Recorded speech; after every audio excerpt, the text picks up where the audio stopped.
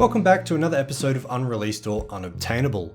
Within these videos, I explore games that were completed to some sort of degree but never officially released, or alternatively, games that were, but are tremendously expensive because they're so rare. In both cases, I am thankful for emulation. It can't be understated how much of a powerhouse developer Rare was on the Nintendo 64. From big hitters like Banjo-Kazooie, Perfect Dark, and GoldenEye 007, to games with more of a cult following like Blast Corps and Conker's Bad Fur Day, Rare was synonymous with the mainstream gaming scene in the late 90s and early 2000s. But did you know they had one last heavy hitter planned for the N64 that was never released?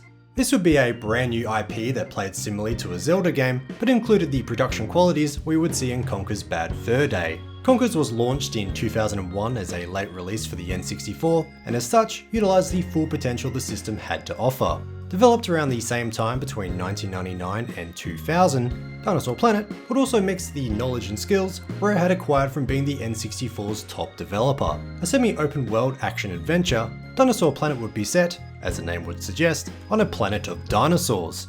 Anthropomorphic animals were the playable leads. If that sounds familiar to another massive Nintendo franchise, you might feel humbled to know that Shigeru Miyamoto felt the exact same way. Miyamoto noticed early on in development that the characters were strikingly similar to those in the Star Fox universe. Even though Dinosaur Planet received coverage in gaming media at the time and even had its own booth at E3 2000, it was decided that the two IPs would be merged. By 2002, Dinosaur Planet was transformed into Star Fox Adventures, which, of course, is instead on the GameCube. At some point, the decision was made to move the whole project onto the new console. Dinosaur Planet would have been split between two main characters, Crystal and Saber. Crystal would make it into Star Fox Adventures, but Saber, who no doubt gets his name from the Saber Wolf game series, also by Rare, looked very similar to one Fox McCloud. So, when the game was merged with the Star Fox universe, Saber became Fox. Fortunately, we're lucky to have access to a late N64 build of Dinosaur Planet to see what could have been if the timeline had played out differently. More on how we can do that later in this video, but for now, let's find out what Dinosaur Planet on the N64 is all about.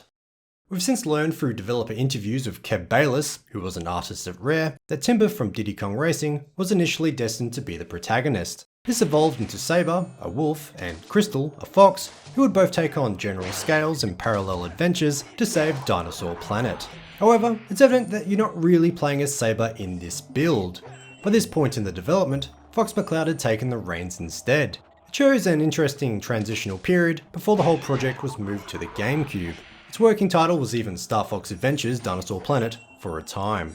It also shows how far along Rare was developing it as a standalone title before Star Fox became the focus. There is plenty of voice acting that refers to Fox as Saber, as well as subtitles that generally don't match what is being said. I can't imagine voice acting is completed too early in a game's development. It must have sucked to start so much from scratch. The levels are semi-open world, and there are plenty of quests to complete, enemies to whack, and items to collect.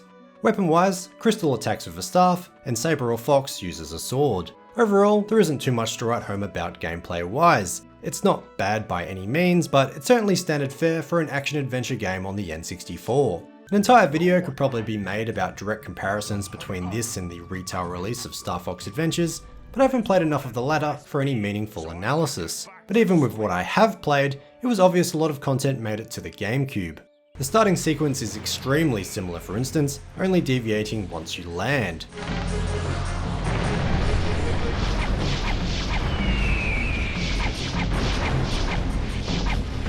And other parts of the game, like this snow sled level, are basically identical.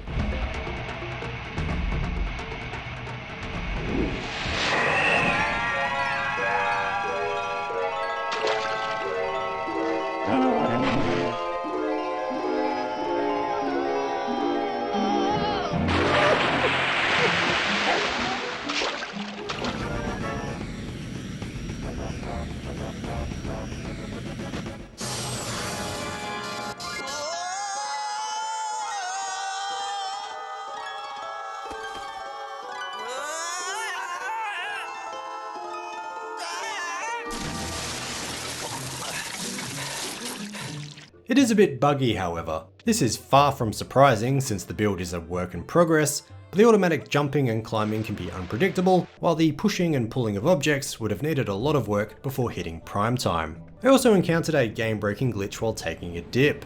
The whole thing would crash as I passed the same point while traversing a rapid. It's possible this is partly to do with me playing through an emulator rather than a flashcart on real hardware, but I've seen reports of the game crashing in other locations. Again, I'm not going to hold it against it since it's not a retail release. The public wasn't meant to play this version at all. There was certainly a lot more optimizing to complete too, which is evident by the low frame rate, but it's definitely apparent Rare was aiming for this to be a powerhouse release on the system. As previously mentioned, there is full voice acting, although a lot of it was redundant even by this release. RAM expansion is also required, and the plan was to publish it on a 64MB cartridge, the largest which was available for the N64. Otherwise, the environments look great. There is an abundance of transparency and particle effects, varied texturing, detailed animation, and it's all encapsulated in a day-night lighting system. It would have been good to play this through a flashcart, just to see how much it increases the performance.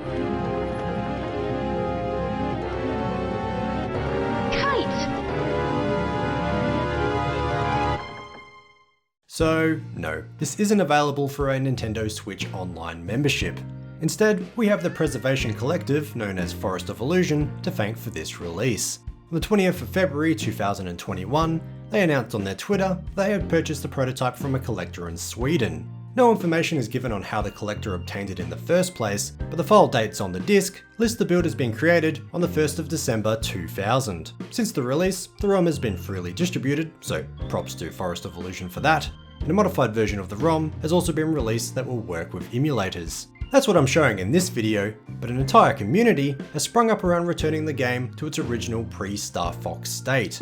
They even created a tool called Dino Launcher that can update and patch the ROM with the latest releases. Checking the Discord for the project during this video's production, and there are patches from as recently as February 2023. There is also a surprising amount of media pertaining to the original Dinosaur Planet online. I'll link to a Dropbox in the description that includes concept art, promotional videos, magazine clippings, and audio files.